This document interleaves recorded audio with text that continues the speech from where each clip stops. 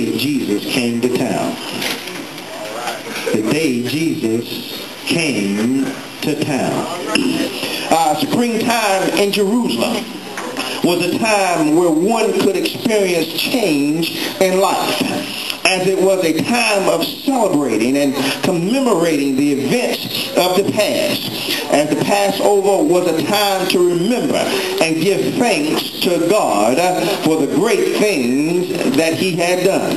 Oh yes, the children gathered yearly after they came out of Egypt, after the death angel had passed over them and killed the firstborn of the Egyptians. So they gathered now to remember how God brought them through. Thousands of faithful Israelites came to Jerusalem in the year 30 AD. It was an enormous and colossal crowd as pilgrims from throughout the region assembled to celebrate the annual Passover ceremony. This particular Passover brought with it an anticipation of change and revolution. Within it was an agenda focusing on social justice and political fairness.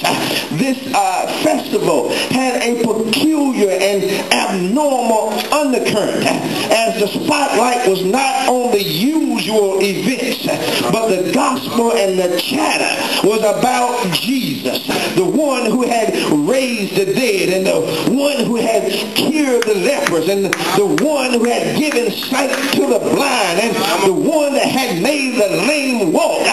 Can you imagine? Here it is, a man of mortal means.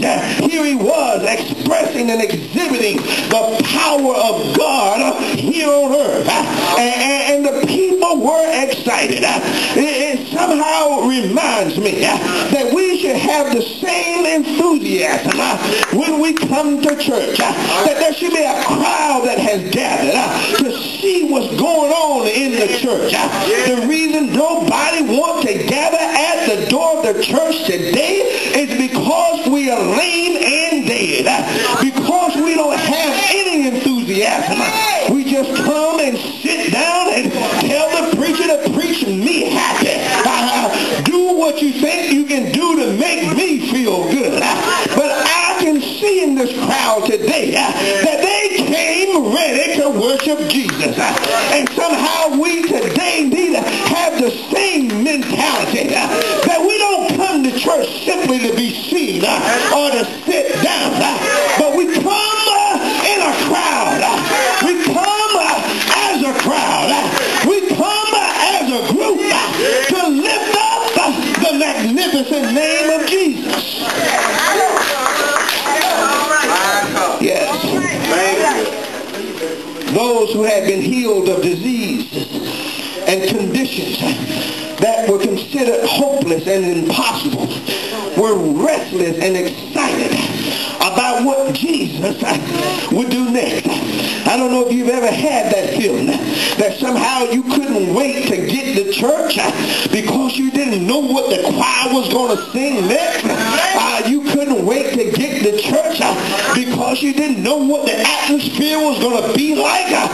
You couldn't wait. And this is the same thing or the same way that the people were. They were excited about Jesus. You know, some of us are not excited about Jesus anymore. We just think that we should just come and sit down, throw our heads back, cross our legs, and do whatever we want to do. But I don't know about you, but every now and then, you need to get ugly for the Lord. The people were filled with enthusiasm and interest as Jesus prepared to make an appearance at Passover. Everyone except the scribes, the chief priests, and the Pharisees and the Sadducees were afraid that if Jesus showed up at the Passover, it would cause them to lose their dominance and persuasion over the people. Therefore, the goals of the religious right was different than the aspirations of the crowd, as their objective was to stop the influence and halt the effect that Jesus had on the crowd. But I just stopped by to tell you today that when the Lord has done something for you, can't nobody persuade you any other way. I don't know what the Lord has done for you, but I know what he's done for me. Let me get on to this thing. Only a few religious leaders understood that this was God's divine presence among men, and that Jesus' sacrifice will usher in an eternal kingdom that would change the world. The anticipated arrival of Jesus in Jerusalem energized an entire city and thrilled the people in such a manner that they called him out by name. This is Jesus, the prophet from Nazareth of Galilee. It's just like the president. Whenever he goes out, Barack Obama, he draws 20, 30, 40,000 folk.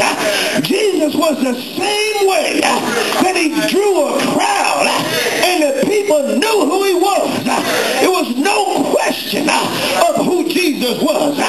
Yes, this is Jesus, and he came from Nazareth.